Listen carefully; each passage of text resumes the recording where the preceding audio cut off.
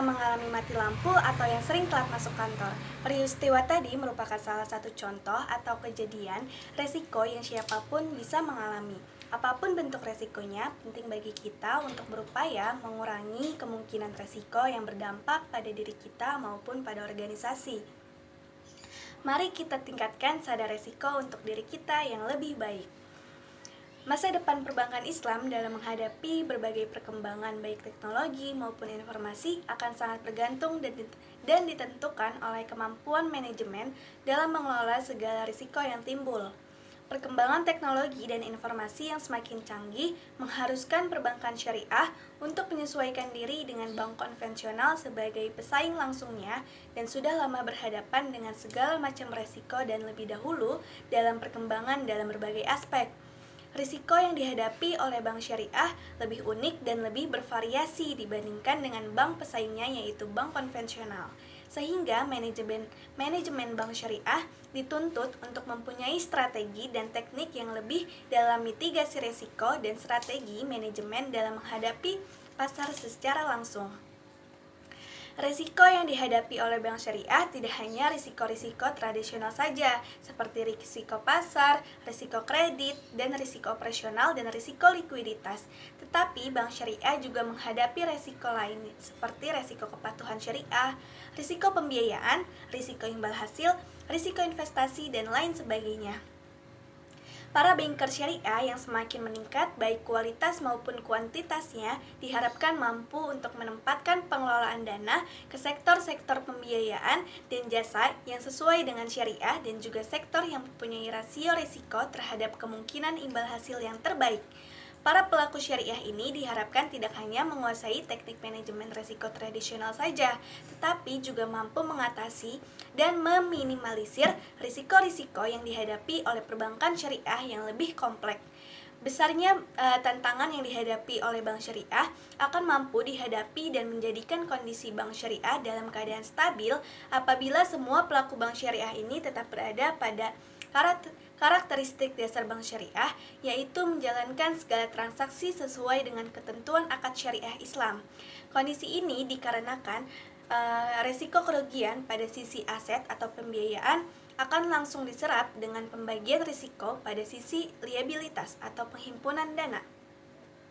Tetapi hal ini tidak akan menjamin bank syariah bertahan di tengah ketatnya persaingan dunia perbankan apabila risiko lainnya tidak mampu dikendalikan, karena pada dasarnya pihak ketiga atau nasabah akan memperhitungkan keuntungan baik dari sisi imbal hasil,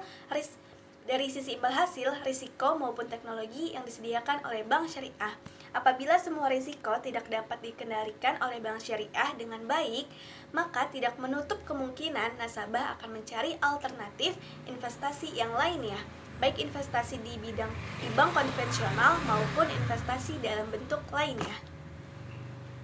Nah, selanjutnya ada risiko bank. Menurut Bank Indonesia, risiko adalah potensi kerugian akibat terjadinya suatu peristiwa tertentu. Risiko dalam lingkup perbankan merupakan suatu kejadian potensial, baik yang dapat diperkirakan maupun yang tidak dapat diperkirakan, yang berdampak negatif terhadap pendapatan dan permodalan bank-bank. Risiko dalam bidang apapun mempunyai sifat yang dinamis dengan intensitas dan dampak yang berubah-ubah, serta mempunyai ketergantungan yang sangat tinggi terhadap kategori risiko yang lainnya. Kesuksesan dalam mengelola risiko bisa tercapai dengan cara menguasai risiko itu sendiri dan bagaimana kesiapan dalam mengelola risiko. Berdasarkan pengertian risiko yang mempunyai sifat dinamis, menunjukkan bahwa risiko ini bisa muncul kapan saja, yaitu sebelum, ketika, dan setelah pengambilan keputusan dengan risiko yang berbeda-beda. Sebagai contoh, pada kasus pengambilan keputusan untuk menyetujui atau tidak pembiayaan yang diajukan oleh calon nasabah, setiap keputusan baik menyetujui ataupun menolak proposal pembiayaan tersebut mempunyai risikonya masing-masing. Apabila menolak pengajuan proposal, terdapat kemungkinan lembaga keuangan akan menghadapi risiko kehilangan nasabah potensial. Dan apabila menyetujui proposal yang diajukan oleh calon nasabah, tidak menjamin juga bahwa lembaga keuangan terjamin keselamatannya sampai dengan akhir masa pembiayaan. Tetapi, terdapat kemungkinan juga Lembaga keuangan akan menghadapi risiko bahwa nasabah yang dibiayai bukanlah nasabah yang amanah dan dapat menjalankan kerjasama pembiayaan dengan profesional. Menurut Scrowek tahun 2002, terdapat dua tipe risiko. Pertama, risiko-risiko yang berkaitan dengan neraca atau aset dan juga liabilitas. Risiko-risiko tipe ini mencakup risiko suku bunga, risiko nilai tukar, dan risiko likuiditas. Kedua, terdapat risiko-risiko transaksi yang berkaitan dengan sisi aset saja di dalam neraca. Risiko tipe ini diantara lain mencakup risiko kredit, risiko pasar, dan risiko operasional. Dan berikut ini adalah risiko-risiko yang dihadapi oleh bank syariah. 1. Resiko pembiayaan atau credit risk. Bank adalah mesin risiko. Mereka mengambil, mentransformasi, dan kemudian meletakkannya pada produk dan jasa yang diberikannya. Untuk menjamin berjalannya fungsi intermediari perbankan Islam, Bank Indonesia membuat satu ukuran kinerja bank syariah, yaitu rasio FDR atau Financing to Deposit Ratio. Rasio ini mengukur seberapa besar bank syariah menyalurkan dananya kepada nasabah dibandingkan dengan besar dana yang dihimpun. Bank Indonesia akan memberikan penalti kepada bank syariah yang memiliki FDR di bawah 65% dengan cara meminta tambahan modal yang disetor ke Bank Indonesia dalam bentuk tambahan giro wajib minimum atau GWM. Dalam bank syariah terdapat berbagai akad untuk penyaluran dana sesuai dengan bentuk kerjasama yang dilakukan. Secara umum, akad pembiayaan dalam bank syariah dapat dikelompokkan menjadi dua, yaitu akad yang berbasis utang atau akad yang berbasis ekuitas. Akad yang termaksud berbasis utang adalah akordul hasan, jual beli murabahah, jual beli salam, jual beli muajjal atau bitaman ajil, dan ijaroh. Sedangkan akad yang berbasis utang ini masih dibagi menjadi dua, yaitu utang murni atau akordul hasan dan utang yang muncul dari jual beli seperti jual beli murabahah, jual beli salam, jual beli muajjal atau bitaman ajil, dan ijaroh. Berikut ini adalah bentuk akad yang dilakukan oleh bank syariah dengan nasabah. Terdapat komponen DPK atau dana pihak ketiga yang tidak dapat digunakan oleh bank syariah untuk disalurkan ke nasabah. Akad tersebut adalah titipan murni atau wadiah yat amanah. Akad ini memiliki sifat yang khas, yaitu A. Dapat diambil sewaktu-waktu oleh penitip. B. Tidak boleh dimanfaatkan oleh penerima atau titipan. C. Tidak boleh mengambil biaya terhadap titipan. D. Tidak ada tanggung jawab atau daman pada pihak yang dititipi apabila terjadi kerusakan atau kehilangan terhadap barang titipan kecuali karena faktor keteledoran pihak yang dititipi. Akad wadiah yat amanah ini berbeda dengan kelompok akad yang berbasis pertukaran atau jual beli dan ijaroh. Realisasi dari akad-akad syirkah titipan murni tidak boleh digunakan dan tanpa biaya, yaitu mudharabah dan musyarakah sangat fleksibel mengikuti dinamika memperoleh imbal hasil yang lebih besar, termasuk juga dengan nasabah. Sebaliknya, apabila dunia keuangan atau perbankan dalam kondisi lesu atau stagnan dan bahkan cenderung menurun, maka bank dapat mentransfer risiko kepada nasabah. Tetapi, apabila bank terlena menerapkan sistem ini, memilih perbankan yang dapat memberikan imbal hasil yang sangat besar. Portofolio bank syariah di Indonesia masih didominasi dengan akad murabahah atau jual beli. Kondisi ini dikarenakan dengan akad murabahah menjamin tingkat pengembalian yang lebih pasti dibandingkan dengan akad yang lainnya, yaitu dengan penetapan margin di awal sehingga tingkat pengembalian lebih pasti. Risiko pembiayaan terjadi apabila terdapat kegagalan dalam memenuhi kewajiban oleh nasabah atau pihak lain sesuai dengan syarat-syarat yang telah disepakati antara kedua belah pihak. Risiko ini disebut juga dengan risiko gagal bayar atau default risk, risiko pembiayaan atau financing risk, risiko penurunan rating atau downgrading risk, dan risiko penyelesaian atau settlement risk. Termasuk dalam risiko pembiayaan adalah risiko konsentrasi pembiayaan. Risiko konsentrasi ini timbul sebagai akibat dari terkonsentrasinya pembiayaan pada satu atau kelompok sektor, pihak industri, atau area geografis tertentu yang dianggap besar, tetapi pada kenyataannya bias menimbulkan kerugian yang besar bagi bank pemberi fasilitas, sehingga mengancam keberlangsungan bisnis bank tersebut. Risiko konsentrasi ini berkaitan erat dengan strategi diversifikasi dalam tujuan utama dalam pengelolaan risiko konsentrasi ini adalah mencegah kebangkrutan.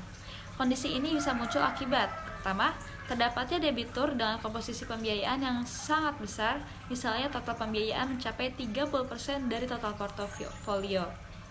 Kedua, pembiayaan bank terkonsentrasi kepada sekelompok debitur dengan tingkat kohesifan yang tinggi. Kegagalan pada satu debitur akan diikuti oleh debitur yang lainnya dalam satu kelompok tersebut meskipun secara individu jumlah pembiayaan kecil, tetapi secara bersamaan jumlahnya besar terhadap portofolio pembiayaan bank. Dalam konteks regulator, istilah ini disebut dengan too many to fail. Resiko pembiayaan yang dihadapi oleh bank syariah sangat terkait dengan jenis akad pembiayaan. Berikut ini adalah resiko pembiayaan yang dihadapi bank syariah sesuai akadnya. Yang pertama ada akad murabahah atau istisna. Risiko pembiayaan terjadi pada saat bank telah menyerahkan aset kepada nasabah, tetapi nasabah tidak melakukan pembayaran angsuran sesuai dengan kesepakatan. Yang kedua itu ada akad salam. Resiko pembiayaan terjadi apabila terjadi kegagalan oleh nasabah dalam mengirimkan barang atau komoditas tepat pada waktu yang telah disepakati atau gagal menyerahkan komoditas sesuai dengan spesifikasi seperti yang tercantum dalam kontrak sesuai dengan kesepakatan. Yang ketiga itu ada sedangkan pada kasus pembiayaan murabahah, risiko pembiayaan terkait dengan kemampuan nasabah dalam menghasilkan keuntungan atau masalah keagenan yang muncul sebagai akibat adanya ketidaksamaan informasi. Bank syariah sebagai pemilik atau prinsipal dan nasabah sebagai mudoribs. Ketidaksamaan informasi ini bias mengakibatkan terjadinya moral hazard pada nasabah, seperti manipulasi laporan keuangan yang berdampak pada jumlah keuntungan yang harus dibagi dengan pihak bank. Lalu selanjutnya ada akad wadiah. Resiko pembiayaan yang dihadapi bank adalah resiko rusaknya barang yang disewakan atau untuk kasus tenaga kerja yang disewa bank kemudian disewakan kepada nasabah. Timbul resiko tidak produktifnya memberi jasa.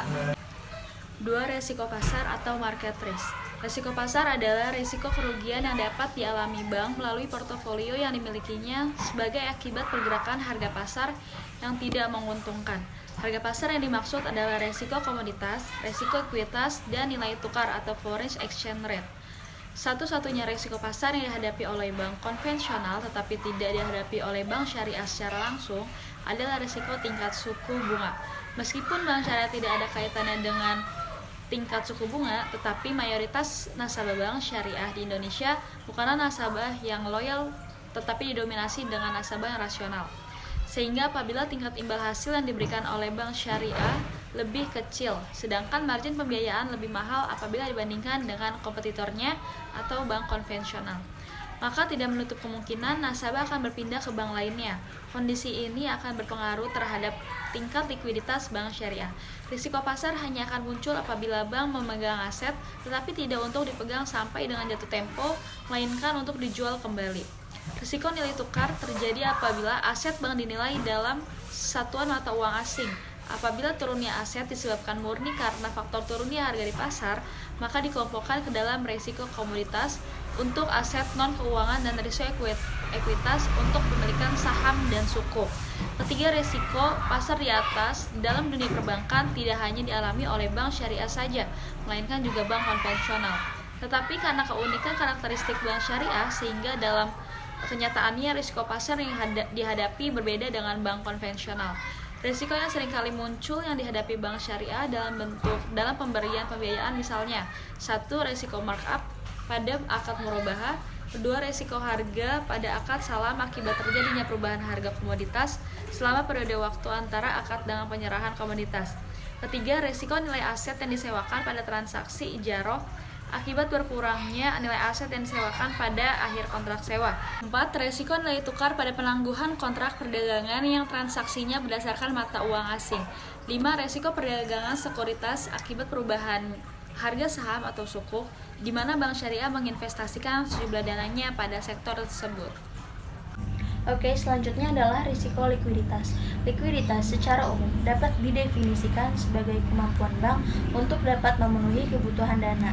cash flow dengan segera dan dengan biaya yang normal. Likuiditas penting bagi bank untuk menjalankan transaksi bisnisnya sehari-hari, mengatasi kebutuhan dana yang mendesak, memenuhi permohonan pembiayaan yang diajukan oleh nasabah, dan memberikan fleksibilitas dalam mendapatkan kesempatan investasi yang menarik dan menguntungkan. Komposisi likuiditas yang tersedia haruslah tepat dan cukup, sehingga tidak terlalu kecil sehingga mengganggu jalannya operasional sehari-hari ataupun terlalu besar sehingga menurunkan efisiensi dan berdampak pada rendahnya tingkat profitabilitas bank. Untuk memenuhi kebutuhan likuiditas, bank dapat menggunakan sumber pendanaan arus kas dan aset likuid berkualitas tinggi yang dapat digunakan tanpa mengganggu aktivitas dan kondisi keuangan bank. Risiko likuiditas muncul sebagai konsekuensi logis dari adanya perbedaan waktu jatuh tempo antara sumber pendanaan bank, yaitu dana pihak ketiga atau DPK, dan akad pembiayaan bank kepada nasabah, apalagi apabila terjadi risiko gagal bayar. Seringkali kebangkrutan bank, baik bank besar maupun bank kecil, disebabkan karena ketidakmampuan bank dalam memenuhi likuiditasnya. Bagi bank syariah, risiko likuiditas ini memiliki kesulitan tersendiri, tidak seperti pada bank konvensional, di mana kesulitan ini dapat diatasi dengan pinjaman pasar uang antar bank atau interbank call money market dengan imbalan bunga. Meskipun keadaan ini di Indonesia telah dapat diatasi melalui pembentukan pasar uang antar bank berdasarkan prinsip syariah, pada tahun 2000 melalui instrumen investasi mudharabah antar bank, namun dengan anggota dan volume yang relatif masih terbatas. Lalu ada risiko operasional atau operational risk. Risiko operasional adalah risiko akibat kurangnya sistem informasi atau sistem pengawasan internal yang akan menghasilkan kerugian yang tidak diharapkan.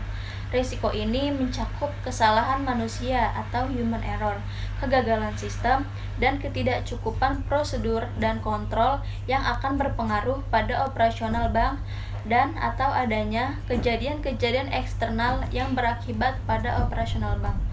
Risiko operasional melekat pada setiap kegiatan bank seperti kegiatan pembiayaan, treasury dan investasi, operasional dan jasa, pembiayaan perdagangan, pendanaan dan instrumen utang, teknologi informasi dan sistem informasi manajemen, serta pengelolaan sumber daya manusia. Risiko operasional lainnya yang dapat terjadi adalah risiko akibat bencana alam yang sering disebut dengan risiko katastrof. Bank syariah bias dikategorikan industri baru yang masih minim jumlah sumber daya manusia yang berkualitas di bidangnya, sehingga memungkinkan bank syariah menghadapi banyak risiko baik dari internal maupun eksternal yang berakibat pada risiko yang timbul dalam operasional. Sebagai contoh adalah dalam segi hukum yang dihadapi oleh bank syariah, di mana hukum yang berlaku adalah hukum perdata. Notaris yang belum memahami transaksi-transaksi dengan akad syariah sehingga bisa menimbulkan kesalahan dalam pembuatan perjanjian. Baik, cukup sekian video dari kelompok kami. Apabila ada kesalahan, mohon dimaafkan. Wabillahi taufiq wal hidayah.